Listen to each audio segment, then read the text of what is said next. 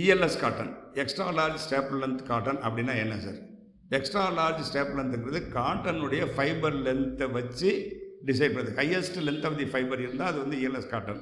இப்போ ஹையஸ்ட் லென்த்தில் எவ்வளவு அப்படின்னா நியர் அபவுட் 3.5 சென்டிமீட்டருக்கு மேலே 5.5 சென்டிமீட்டருக்கு உள்ள, அதாவது 5.25 6 சென்டிமீட்டர் கூட இருக்கலாம். That depends upon the area where it is being cultivated.